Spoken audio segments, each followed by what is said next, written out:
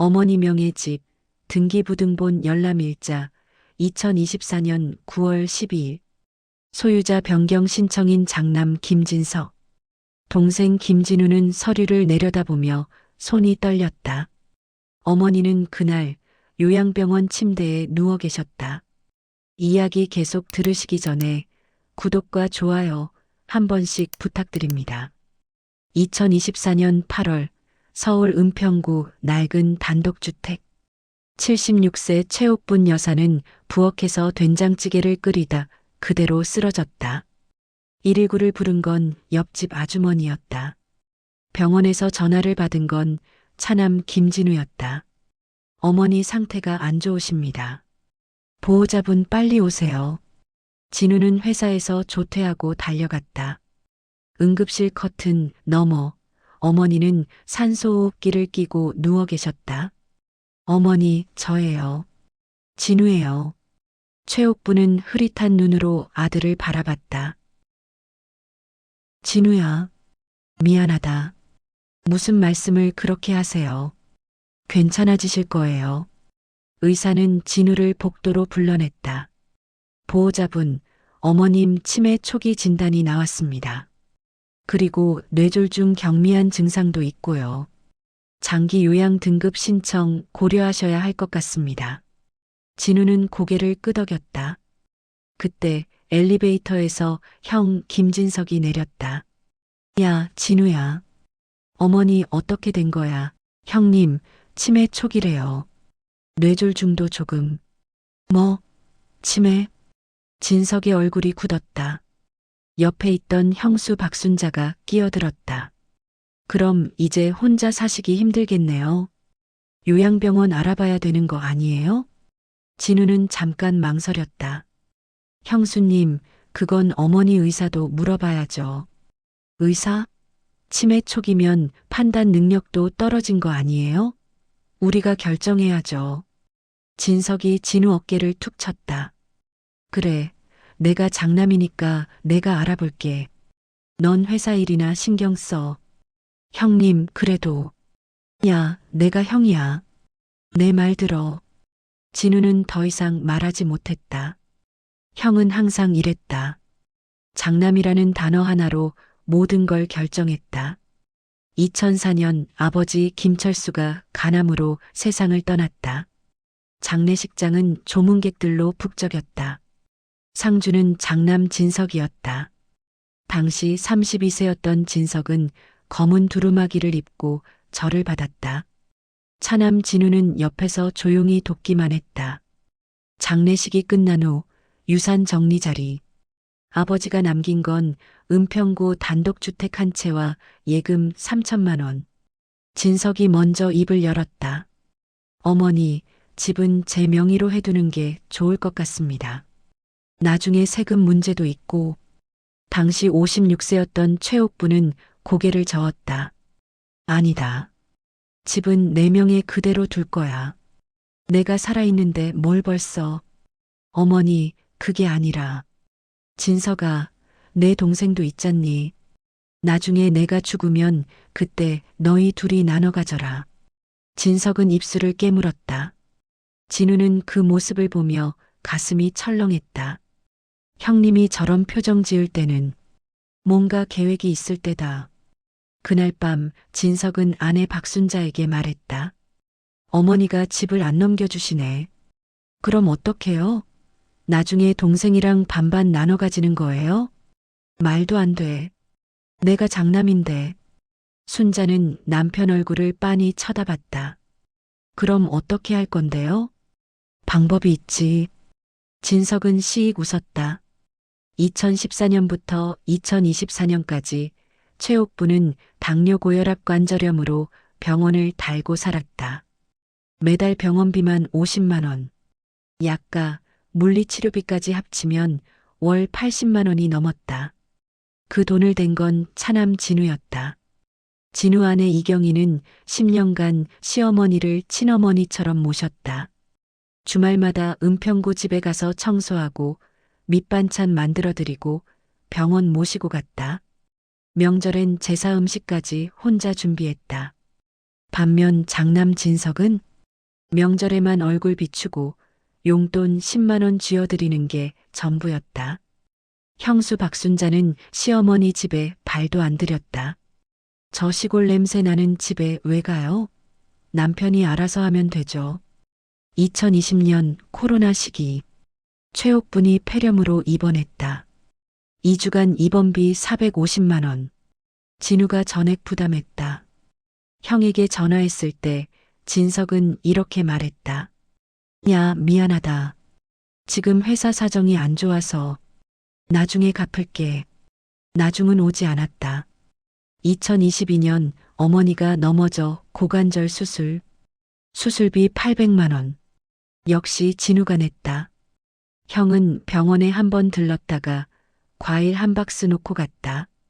어머니, 제가 못 챙겨드려서 죄송합니다. 회사 일이 좀 바빠서요. 최옥부는 아들 손을 잡았다.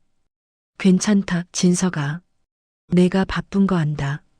진우는 그 모습을 보며 속이 쓰렸다. 형님은 바쁘고 나는 안 바쁜가? 하지만 말하지 않았다. 가족이니까, 형제니까. 그렇게 10년이 흘렀다. 2024년 8월 어머니가 쓰러진 그날까지. 2024년 9월 추석. 최옥부는 요양병원에 입원한 상태였다. 의사는 장기 입원이 필요하다고 했다. 형제는 어머니 집에 모여 앉았다. 진석, 박순자, 진우, 이경희. 상 위에는 차례상 음식이 차려져 있었지만 분위기는 냉랭했다. 형수 박순자가 먼저 입을 열었다. 그래서 어머니 요양병원비는 누가 내는 거예요? 진우가 조심스럽게 대답했다. 제가 일단 내고 있습니다. 얼마나 나가는데요? 한 달에 250만 원 정도요. 250만 원? 순자가 허를 찼다. 그럼 1년이면 3천만 원이네요. 그걸 누가 계속 내요? 형수님, 어머니 병원비는. 아니, 저희도 형편이 어려운데 동생 쪽에서 혼자 다 내는 건 너무한 거 아니에요? 진우 안에 경희가 끼어들었다. 언니, 그럼 지난 10년 동안 저희가 낸 병원비는요? 그건, 그때는 그때고 지금은 지금이죠. 10년 동안 거의 1억 가까이 들어갔어요. 영수증 다 있어요. 순자의 얼굴이 굳었다. 진석이 개입했다. 재수 씨, 말 조심하세요. 형님한테 그렇게 말하는 거 아니에요. 저는 사실만 말씀드린 거예요. 사실? 너희가 병원비 냈으니까 이제 집 달라는 소리예요? 진우가 손을 들었다. 형님, 그런 얘기 아닙니다. 그럼 뭔데? 어머니 집 문제는 내가 알아서 할 거야.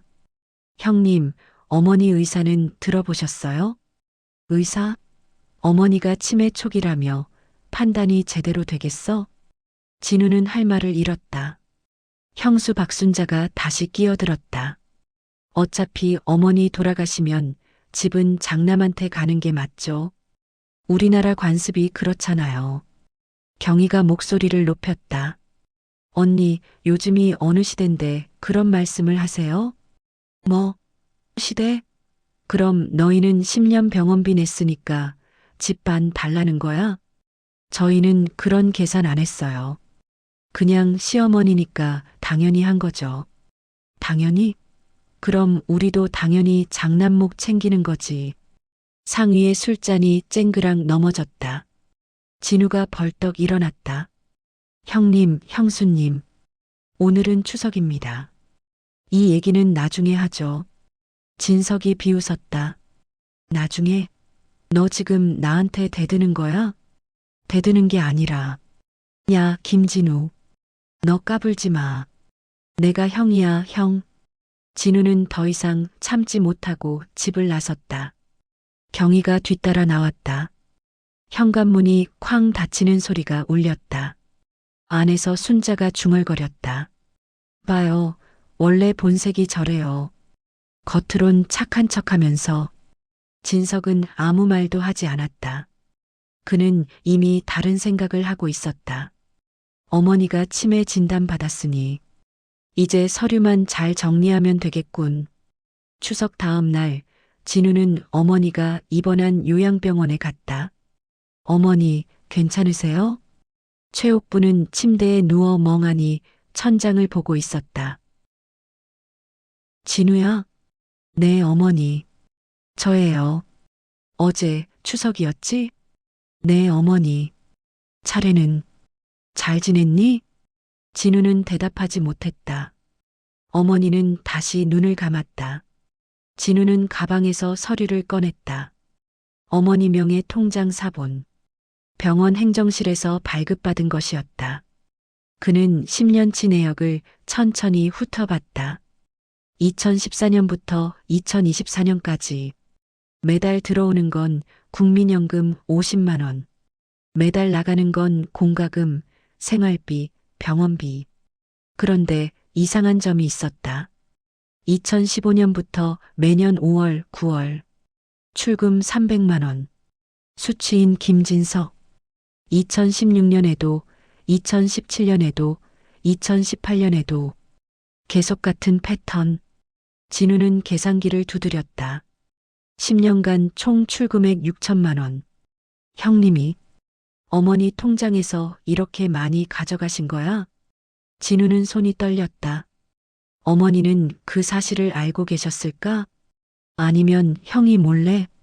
진우는 바로 형에게 전화했다. 형님, 지금 통화 가능하세요? 왜? 무슨 일인데? 어머니 통장 내역 확인했는데요. 10년 동안 형님 앞으로 6천만 원이 나갔더라고요. 전화기 넘어가 잠깐 조용해졌다. 그게 어쨌다는 거야? 어머니한테 허락받으신 거예요? 야, 그건 내가 사업 자금으로 잠깐 빌린 거야. 나중에 다 갚을 거고. 10년 동안 한 번도 안 갚으셨잖아요. 야, 김진우. 너 지금 형 돈 문제 따지는 거야? 형님, 저는 그냥. 닥쳐. 너 병원비 몇 푼 냈다고 나한테 따지지 마. 어머니는 내가 알아서 모실 거야. 전화가 끊겼다. 진우는 한동안 휴대폰을 쥔 채 멍하니 앉아 있었다. 이쯤 되면 화면 밖에서 같이 혈압 오르는 사람이 한둘이 아니다. 2024년 9월 15일. 진우는 퇴근 후 요양병원 행정실에서 급한 전화를 받았다. 보호자님, 장기 입원 서류 작성하러 오셨나요? 아니요, 아직 안 갔는데요. 그럼 오늘 오신 분은 누구세요? 김진석 씨라고 장남분이. 진우는 깜짝 놀라 달려갔다. 병원 행정실. 형 진석이 서류에 도장을 찍고 있었다. 형님, 뭐 하시는 거예요? 진우야. 어머니 입원 서류 정리하는 중이야. 제가 하겠다고 말씀드렸잖아요. 야, 내가 장남이니까 내가 하는 게 맞지. 진우는 서류를 들여다봤다. 보호자 장남 김진석, 비상연락처 김진석, 의료결정 대리인 김진석. 모든 권한이 형에게 넘어가 있었다. 형님, 이건 너무 일방적인 거 아닙니까? 뭐가 일방적이야. 어머니 치매 있으시니까 보호자가 결정하는 거지. 그래도 저한테 상의는 하셔야죠. 상해? 너는 차남이잖아. 장남인 내가 결정하면 돼. 진우는 주먹을 쥐었다. 또 장남 타령이다. 그날 밤 진우는 아내 경희에게 말했다. 형님이 요양병원 서류에 본인을 보호자로 등록했어. 뭐? 그럼 우리는 어머니 병원 정보도 못 받는 거예요? 그렇게 되는 것 같아. 경희가 한숨을 쉬었다. 당신 형님이 뭔가 꾸미는 거 아니에요? 나도 그런 느낌이 들어. 어머니 집 문제 때문에 그러는 거 아닐까요? 진우는 고개를 끄덕였다. 다음 날 진우는 등기소에 가서 어머니 집 등기부등본을 열람했다. 그리고 그는 경악했다. 소유권 이전 신청 2024년 9월 12일. 신청인 김진석. 형이 어머니 집 명의를 자기 앞으로 넘기려 하고 있었다. 진우는 즉시 등기소 직원에게 물었다. 이거 언제 처리되는 건가요? 신청일 기준 2주 후면 완료됩니다. 이거 막을 방법은 없나요? 소유자 본인이 동의 철회 의사를 밝히시거나 법원 가처분 신청하셔야죠. 진우는 서류를 들고 병원으로 달려갔다. 어머니는 침대에 누워 졸고 계셨다. 어머니, 진명에 이전하시는 거 아시고 계세요? 최옥부는 눈을 떴다. 뭐? 형님이 어머니 집을 형님 명의로 넘기려고 해요. 진석이가? 어머니, 동의하신 적 있으세요? 최옥부는 고개를 저었다. 나 그런 얘기 들은 적 없는데. 진우는 이를 악물었다. 형님, 이건 명백한 사기야. 진우는 변호사 사무실을 찾아갔다. 변호사님, 이 경우 어떻게 해야 하나요? 변호사는 서류를 검토한 후 말했다. 일단 가처분 신청해서 명예 이전을 막아야 합니다. 그리고 어머님 의사를 확인하는 절차가 필요하고요. 어머니가 치매 초기라고 진단받으셨는데 그래도 의사 확인이 가능한가요? 치매 초기면 아직 의사결정 능력이 있다고 볼 수 있습니다. 의사소견서를 받아오세요. 진우는 즉시 병원에 가서 담당의와 상담했다. 선생님, 저희 어머니 의사결정 능력이 있으신가요? 네, 치매 초기 단계라 일상 대화와 간단한 의사결정은 가능하십니다. 다만 복잡한 재산 관련 결정은 보호자 도움이 필요하죠. 그럼 본인이 원하지 않는 명예 이전 같은 건 막을 수 있나요? 당연하죠. 본인 의사가 최우선입니다. 진우는 소견서를 받아 법원에 가처분 신청을 했다. 그리고 그는 어머니 집 서랍을 뒤지던 중 오래된 서류 봉투 하나를 발견했다. 봉투 겉면에는 이렇게 적혀 있었다. 공증사무소 유언공증 2014년 5월 3일. 진우는 손이 떨렸다. 10년 전 아버지 돌아가신 그해 그는 봉투를 뜯었다. 안에는 공증된 유언장이 들어 있었다. 유언장. 작성일 2014년 5월 3일. 유언자 최옥분 주민등록번호. 본인은 온전한 정신 상태에서 다음과 같이 유언합니다. 1. 본인 소유 서울시 은평구 소재 단독주택은 차남 김진우에게 상속한다. 2. 이유 장남 김진석은 2014년 4월 본인 통장에서 무단으로 1천만 원을 인출하여 사업 자금으로 사용하였으며 이를 갚지 않았다. 본인은 이를 용서하지만 재산 상속에서는 제외하기로 한다. 3. 차남 김진우는 그간 본인을 성실히 모셨으며 앞으로도 그럴 것으로 믿는다. 공증인 서울중앙공증사무소. 진우는 서류를 손에 쥔 채 주저앉았다. 어머니가 10년 전부터 이미 알고 계셨구나. 형이 통장에서 돈을 빼간 것도 사업 실패한 것도 모든 걸 다 아시고. 눈물이 주르륵 흘러내렸다. 진우는 바로 아내에게 전화했다. 여보, 어머니가 10년 전에 유언장을 남기셨어. 집을 나한테 주신대. 뭐? 정말이요? 응. 공증까지 되어 있어. 형님이 통장에서 돈 빼간 것도 다 적혀 있어. 경희는 한참 동안 말이 없었다. 그럼 형님은 이 사실을 모르시는 거네요? 응. 어머니가 아무한테도 말씀 안 하셨나 봐. 그럼 지금 우리가 이걸 꺼내면 형님이랑 완전히 끝나는 거겠지. 진우는 한숨을 쉬었다. 하지만 선택의 여지가 없었다. 형이 먼저 선을 넘었다. 진우는 유언장을 들고 형을 만났다. 약속 장소는 어머니 집 근처 카페. 진석은 여유롭게 커피를 마시고 있었다. 야, 진우야. 무슨 일이야? 진우는 테이블 위에 유언장을 탁 놓았다. 형님, 이거 보세요. 진석은 서류를 집어들었다. 처음엔 무심하게 보다가 점점 얼굴이 굳어졌다. 이게 뭐야? 어머니가 10년 전에 남기신 유언장입니다.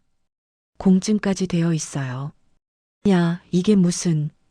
형님이 2014년에 어머니 통장에서 1천만 원 빼간 거 어머니가 다 아시고 계셨어요. 진석의 손이 떨렸다. 야, 그건 그때 사업 자금이 급해서 그리고 그 뒤로도 10년 동안 6천만 원을 더 빼가셨죠. 그것도 다 기록 남아 있어요. 야, 김진우. 그건 형님, 저는 원래 이런 얘기 안 하려고 했어요. 그냥 가족이니까, 형제니까 참으려고 했죠. 진우는 목소리를 낮췄다. 근데 형님이 어머니 집을 몰래 본인 명의로 넘기려고 하니까 저도 할 말은 해야겠더라고요. 진석은 입술을 깨물었다. 아, 나도 사정이 있어서 그런 거야. 무슨 사정인데요? 그건 진석은 말을 잇지 못했다. 진우는 가방에서 또 다른 서류를 꺼냈다. 형님, 이것도 보세요. 그것은 진석의 빚 독촉장이었다. 대부업체 3곳, 은행 2곳, 총 빚 2억 3천만 원. 형님 사업 실패하신 거 저도 알아요. 그리고 진우는 한 장의 사진을 꺼냈다. 카페에서 진석이 젊은 여자와 손을 잡고 있는 사진. 형님이 3년 전부터 만나신 여자분도 알아요. 진석의 얼굴이 새하얗게 질렸다. 아, 넌 어떻게 해? 형님, 저는 사립탐정 고용한 것도 아니고요. 그냥 우연히 알게 됐어요. 작년에 강남에서 형님 봤거든요. 진우야. 형님, 저는 형님 사생활에 관심 없어요. 형수님한테 말할 생각도 없고요. 진우는 자리에서 일어났다. 하지만 어머니 집만큼은 안 됩니다. 어머니 뜻대로 할 거예요. 진석은 고개를 숙인 채 아무 말도 하지 못했다. 카페를 나서는 진우의 뒷모습을 보며 진석은 주먹을 쥐었다. 이 자식이 나한테 이럴 줄은 몰랐는데. 2024년 10월 서울가정법원. 진석은 어머니가 치매로 판단 능력이 없다며 유언장 무효 소송을 걸었다. 진우는 어머니 의사는 명확하며 공증된 유언장은 유효하다고 맞섰다. 재판정은 긴장감으로 가득했다. 판사가 먼저 어머니 최옥분을 증인으로 불렀다. 휠체어를 탄 최옥분이 법정에 들어왔다. 판사가 물었다. 최옥분 씨, 2014년에 작성하신 유언장 기억하십니까? 최옥분은 잠시 망설이다가 고개를 끄덕였다. 네, 기억합니다. 왜 그런 유언장을 작성하셨습니까? 제 큰아들이 제 통장에서 돈을 몰래 가져갔어요. 사업 자금이라고 했는데 갚지 않았어요. 진석이 변호사한테 귓속말을 했다. 저게 뭐 어때서요? 부모 돈 빌려 쓰는 거 흔한 일 아닙니까? 하지만 판사는 계속 질문했다. 그럼 현재 본인 집을 누구에게 주고 싶으십니까? 최옥부는 잠시 두 아들을 번갈아 보았다. 진석은 눈을 피했다. 진우는 어머니를 똑바로 바라봤다. 진우한테 주고 싶습니다. 이유가 뭡니까? 진우가 20년 동안 저를 돌봐줬어요. 병원도 데려다 주고 밥도 해주고 명절 음식도 다 해주고. 최옥분의 목소리가 떨렸다. 진석이는 명절에만 와서 얼굴 보여주고 갔어요. 진석이 벌떡 일어났다. 어머니, 저는 바빠서 그랬던 거예요. 판사가 망치를 두드렸다. 조용히 하십시오. 다음은 형수 박순자와 진우 아내 이경희의 증언. 순자가 먼저 증언대에 섰다. 저희 남편은 장남입니다. 당연히 집을 받아야 합니다. 그게 우리나라 관습 아닙니까? 판사가 물었다. 그럼 시어머니를 어떻게 모셨습니까? 그건 제가 직접 못 갔어도 남편이 대신. 남편분이 뭘 하셨습니까? 그건 순자는 대답하지 못했다. 다음은 이경희. 저는 10년 동안 시어머니 병원비 영수증을 다 보관했습니다. 경희는 가방에서 두툼한 파일을 꺼냈다. 병원비, 약가, 물리치료비, 입원비. 10년치 영수증이 빼곡히 정리되어 있었다. 총액 9,800만 원. 판사는 서류를 넘기며 고개를 끄덕였다. 이 정도면 충분히 입증되는군요. 진석은 얼굴이 새하얗게 질렸다. 재판은 한 달 후 판결이 나기로 했다. 2024년 11월 15일 판결일. 판사는 판결문을 낭독했다. 피고 김진석의 청구를 기각한다. 원고 최옥분이 2014년 작성한 유언장은 적법하며 치매 초기 진단은 유언 무효 사유가 되지 않는다. 진석은 고개를 떨구었다. 옆에 있던 형수 박순자는 입술을 깨물었다. 이게 말이 돼요? 장남인데. 판사는 계속 말했다. 또한 피고 김진석이 2024년 9월 12일 신청한 소유권 이전은 소유자 동의 없이 진행된 것으로 이는 무효로 한다. 따라서 해당 부동산은 원고 최옥분의 유언에 따라 차남 김진우에게 상속하는 것으로 결정한다. 탕, 판사가 망치를 두드렸다. 재판은 끝났다. 진우는 한숨을 쉬었다. 이겼다. 하지만 기쁘지 않았다. 법정을 나서는데 형 진석이 뒤에서 말했다. 야, 김진우. 진우는 멈춰섰다. 형님, 너 이제 만족하냐? 형님, 저는. 닥쳐. 너 때문에 우리 가족 망했어. 진석은 도끼 어린 눈으로 동생을 노려봤다. 앞으로 내 얼굴 보지 마. 너는 이제 남이야. 진석은 돌아서서 걸어갔다. 진우는 그 뒷모습을 보며 눈물을 흘렸다. 형님, 왜 이렇게까지 됐을까? 2024년 11월 법원 판결이 나고 일주일 후 진우는 우연히 동네 마트에서 형수 박순자를 마주쳤다. 순자는 진우를 보자마자 카트를 밀며 지나가려 했다. 형수님. 순자는 멈춰섰다. 뭐예요, 형수님, 잠깐만 얘기 좀 할 수 있을까요? 할 말 없어요. 이제 남이잖아요. 진우는 한숨을 쉬었다. 형수님, 형님은 요즘 어떻게 지내세요? 순자는 카트 손잡이를 꽉 쥐었다. 잘 지내요. 상관하지 마세요. 형수님, 제가 형님한테 사과할 기회라도. 사과? 순자가 비웃었다. 지금 와서 무슨 사과예요? 당신 때문에 우리 집안 망한 거 모르세요? 형수님, 저는. 닥쳐요. 당신이 뭘 안다고. 우리가 얼마나 힘들게 살았는지. 순자의 목소리가 떨렸다. 남편은 사업 실패하고 빚쟁이들한테 쫓기고 저는 파트타임 일 3개씩 뛰면서 근근히 살았어요. 그런 사정이 있었군요. 사정? 그래요, 사정이 있었죠. 그래서 시어머니 집이라도 받아야 빚 갚을 수 있을 거라고 생각했어요. 순자는 눈물을 닦았다. 근데 당신이 법까지 가져가서 다 뺏어갔잖아요. 진우는 할 말을 잃었다. 형수님, 그건 어머니 뜻이었어요. 어머니 뜻? 어머니가 치매 있으시다며요? 치매 초기라 의사결정은 가능하셨어요. 아, 그래요. 당신은 법대로 했으니까 떳떳하겠죠. 순자는 카트를 밀며 걸어갔다. 형수님. 순자는 뒤돌아보지 않았다. 다시는 우리 가족 앞에 나타나지 마세요. 진우는 그 자리에 서서 형수의 뒷모습을 바라봤다.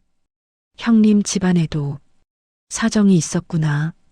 하지만 그렇다고 해서 어머니 집을 몰래 빼앗으려 한 게 정당화되는 건 아니었다. 진우는 무거운 발걸음으로 집으로 돌아갔다. 어느 날 진우의 딸 수진이가 저녁 식사 자리에서 물었다. 아빠, 큰아빠는 왜 우리 집에 안 와요? 진우는 젓가락을 놓았다. 큰아빠는 바쁘셔서. 거짓말. 엄마한테 들었어요. 할머니 유산 문제로 싸웠다며요? 아내 경희가 딸을 말렸다. 수진아, 그런 얘기는. 엄마, 저도 알 권리 있잖아요. 할머니는 제 할머니기도 한데. 진우는 한참 동안 말이 없었다. 수진아, 네 아빠. 큰아빠랑 아빠는 어릴 때 정말 사이가 좋았어. 그래요? 응. 큰아빠가 학교 다닐 때 아빠 괴롭히는 애들 혼내주기도 하고 용돈도 나눠주고. 진우는 웃었다. 근데 어른이 되면서 많은 게 변했어. 돈 때문에요? 돈도 있고 자존심도 있고 가족 간의 기대도 있고. 진우는 딸을 바라봤다. 수진아, 아빠가 하나만 말해줄게. 뭔데요? 가족이라고 해서 항상 같은 편은 아니야. 때로는 가장 가까운 사람이 가장 큰 상처를 줄 수도 있어. 수지는 고개를 끄덕였다. 그럼 아빠는 잘한 거예요? 못한 거예요? 아빠는. 진우는 잠시 망설였다. 아빠는 어머니 뜻을 따랐을 뿐이야. 그게 옳은 일이라고 믿었고. 그럼 큰아빠는요? 큰아빠도 본인이 옳다고 생각한 걸 했을 거야. 수지는 고개를 갸웃했다. 그럼 누가 맞는 건데요? 진우는 쓴웃음을 지었다. 세상에는 누가 맞고 틀리다고 딱 잘라 말할 수 없는 일들이 많아. 그럼 결국 답이 없는 거네요. 응, 그런 일들이 많아. 식탁은 잠시 조용해졌다. 경희가 밥을 더 퍼주며 말했다. 수진아, 아빠는 최선을 다했어. 그걸로 충분한 거야. 수지는 고개를 끄덕였다. 하지만 진우는 알고 있었다. 최선이라는 말이 때로는 가장 공허한 위로라는 것을. 2025년 2월, 최옥부는 요양병원에서 조용히 시간을 보냈다. 진우는 매주 병문안을 갔다. 형 진석은 한 번도 오지 않았다. 어느 날 최옥분이 진우 손을 잡았다. 진우야, 내 어머니, 내가 형제 사이를 갈라놓은 것 같아서 미안하구나. 어머니, 그런 말씀 마세요. 아니야. 내가 유언장 같은 거 쓰지 말았어야 했는데. 진우는 어머니 손을 꽉 잡았다. 어머니, 형님이 먼저 선을 넘었어요. 어머니 잘못 없으세요. 그래도 형제는 형제잖니. 어머니, 저는 형님이 언젠가 돌아올 거라고 믿어요. 시간이 지나면. 최옥부는 고개를 저었다. 아니다. 진석이는 안 올 거야. 그 애는 자존심이 세거든. 어머니, 진우야, 너만이라도 잘 살아라. 내 가족 잘 챙기고. 내 어머니, 걱정 마세요. 최옥부는 눈을 감았다. 그리고 한 달 후, 2025년 3월, 최옥부는 조용히 눈을 감았다. 향년 77세. 2025년 3월 5일 장례식장.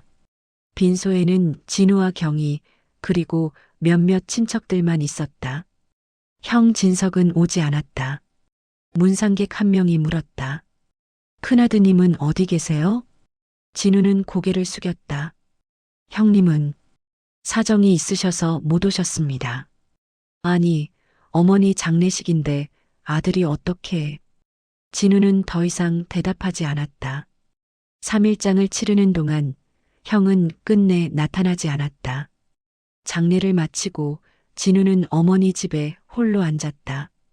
낡은 거실, 오래된 소파, 부엌의 된장찌개 냄새, 모든 게 그대로였다. 하지만 어머니는 없었다. 진우는 눈물을 흘렸다. 어머니, 제가 잘한 건가요?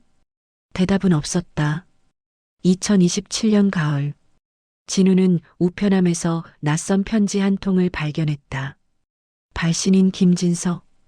진우는 손이 떨렸다. 3년 만에 처음 받는 형의 편지. 그는 조심스럽게 봉투를 뜯었다. 진우에게. 이 편지를 쓰는 게 얼마나 어려운지 넌 모를 거야. 형으로서, 그리고 한 사람의 인간으로서 너한테 할 말이 너무 많아. 먼저 미안하다. 어머니 집을 몰래 내 명의로 넘기려 했던 것. 요양병원 서류를 조작한 것. 그리고 너한테 상처 주는 말을 했던 것. 다 내 잘못이다. 당신 아는 정말 미쳐 있었어. 사업은 망했고 빚은 2억이 넘었고 빚쟁이들은 매일 집 앞에 찾아왔어. 순자는 파트타임 일세계를 뛰면서 나한테 매일 당신 때문에 이렇게 사는 거다라고 했고, 나는 어머니 집만 있으면 모든 게 해결될 거라고 생각했어. 바보 같은 생각이었지. 법정에서 졌을 때 나는 너를 원망했어. 진우가 날 망쳤다고 생각했어. 하지만 시간이 지나면서 깨달았어. 너는 아무 잘못도 하지 않았다는 걸. 어머니의 뜻을 따른 것뿐이라는 걸. 그리고 진짜 잘못은 20년 동안 어머니를 제대로 모시지 않은 나한테 있었다는 걸. 진우야, 형이 너한테 부탁 하나만 할게. 어머니 산소에 가끔 가서 절 좀 해줘. 나는 아직 용기가 없어서 못 가겠어. 그리고 나중에 내가 좀 더 정신 차리면 그때 다시 만나자. 그때까지 건강해라. 형 올림. 진우는 편지를 읽으며 눈물을 흘렸다. 형님, 형님도 힘드셨구나. 그는 바로 답장을 쓰기 시작했다. 형님께 편지 잘 받았습니다. 형님 상황, 이제야 조금 이해가 됩니다. 형님도 힘드셨겠죠. 빚, 가족, 체면, 그 모든 걸 짊어지고 버티는 게 얼마나 힘들었을지. 형님, 어머니 산소는 제가 자주 가고 있습니다. 형님 목까지 절 올리고 있어요. 그리고 형님이 준비되면 언제든 연락하세요. 저는 기다리고 있겠습니다. 형제는 형제니까요. 동생 진우 올림. 진우는 편지를 봉투에 넣고 우체통에 넣었다. 그리고 하늘을 올려다봤다. 어머니, 형님이 조금씩 돌아오고 있어요. 진우는 어머니 집을 리모델링해서 가족과 함께 살고 있었다. 아내 경이 고등학생이 된 딸. 평범하지만 행복한 일상. 어느 날 초인종이 울렸다. 진우가 문을 열었다. 그곳에는 형 진석이 서 있었다. 훨씬 야윈 얼굴, 희끗희끗한 머리. 형님? 진석은 한참 동안 말이 없었다. 아, 진우야. 나, 어머니 산소 좀 가고 싶은데. 진우는 고개를 끄덕였다. 형님 같이 가요. 형제는 말없이 차에 올랐다. 어머니 산소 앞. 두 사람은 나란히 절을 했다. 진석이 먼저 입을 열었다. 아, 미안하다. 형님, 내가 정신이 없었어. 빚 때문에, 체면 때문에 미쳤었나 봐. 진우는 형 어깨에 손을 올렸다. 형님, 이제 됐어요. 아니야. 난 내 형 자격이 없어. 형님은 제 형이에요. 그건 변하지 않아요. 진석은 눈물을 흘렸다. 고맙다. 두 사람은 한참 동안 어머니 산소 앞에 서 있었다. 봄바람이 불었다.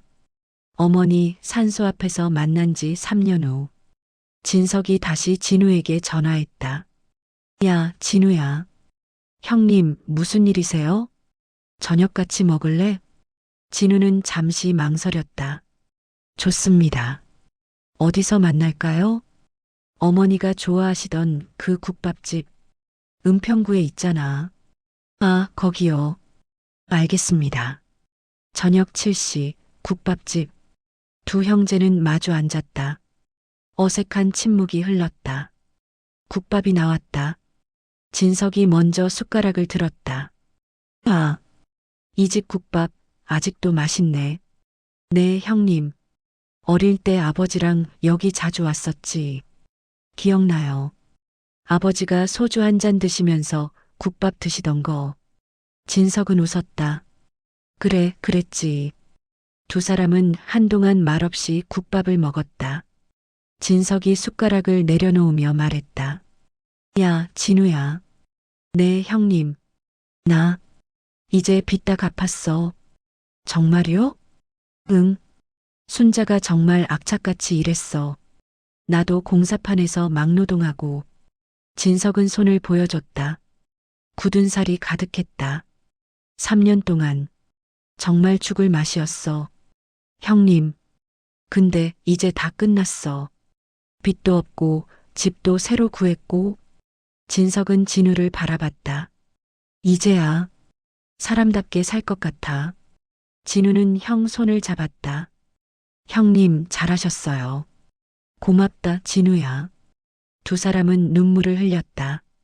국밥집 주인 아주머니가 물었다. 손님들 괜찮으세요? 진석이 웃으며 대답했다. 네, 괜찮습니다. 저희 형제거든요. 아주머니가 웃으며 말했다. 어머, 형제분이셨어요? 닮으셨네요. 진우와 진석은 서로를 보며 웃었다. 2030년 가을, 진우는 어머니 집 거실에서 딸 수진과 이야기를 나누고 있었다. 수진은 이제 대학생이 되었다. 아빠, 제가 법학과 가려고 하는데요. 법학과? 네. 가족법 전공하고 싶어요. 진우는 놀라서 물었다. 왜 갑자기 가족법? 아빠랑 큰아빠 이야기 듣고서요. 가족 간의 분쟁을 법으로만 해결하는 게 맞나 싶었어요. 그래서 법도 중요하지만 더 중요한 건 화해와 이해라는 걸 알게 됐어요. 수지는 아빠를 바라봤다. 아빠가 큰아빠랑 다시 화해한 것처럼요. 진우는 딸을 안아줬다. 우리 딸 참 많이 컸네. 아빠, 저 나중에 변호사 되면 가족 간의 소송 막는 일 하고 싶어요. 좋은 생각이다. 그때 초인종이 울렸다. 진우가 문을 열었다. 형 진석이 조카 민준의 손을 잡고 서 있었다. 형님, 어서 오세요. 야, 진우야. 민준이가 수진이 보고 싶다고 해서. 수진이 달려와 조카를 안아줬다. 민준아, 올 때마다 더 커진 것 같은데? 민준이 웃으며 대답했다. 누나, 나 이제 초등학교 4학년이야. 어머, 벌써? 진석과 진우는 소파에 나란히 앉았다. 경희가 차를 내왔다. 형님, 형수님은 안 오셨어요? 응. 오늘 파트타임 일 있대서. 형님, 이제 형수님 일 그만하셔도 되는 거 아니에요? 아니야. 순자가 일하는 거 좋아해. 돈 버는 재미도 있고. 진석은 웃었다. 우리 이제 빚도 없고 작은 집이지만 우리 것이니까 행복해. 진우는 형 어깨를 툭 쳤다. 형님, 보기 좋아요. 너도. 두 형제는 창밖을 바라봤다. 은평구 단독주택 마당에는 어머니가 심으신 감나무가 서 있었다. 감나무에는 주황빛감이 주렁주렁 열려 있었다. 진석이 말했다. 야, 진우야. 네, 형님. 어머니 집, 내가 잘 지키고 있네. 형님도 여기서 함께 기억하시잖아요. 그래. 진석은 눈물을 닦았다. 어머니, 보고 싶다. 저도요, 형님. 두 형제는 한참 동안 말없이 앉아 있었다. 거실에서는 수진과 민준이 웃으며 놀고 있었다. 경희가 부엌에서 저녁 준비를 하고 있었다. 평범하지만 따뜻한 저녁. 이것이 어머니가 바라셨던 모습이 아니었을까? 형제가 함께 웃고 가족이 함께 모여 밥을 먹는 것. 진우는 하늘을 올려다보며 중얼거렸다.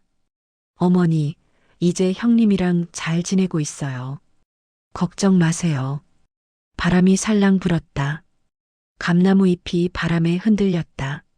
마치 어머니가 미소 짓는 것 같았다. 끝.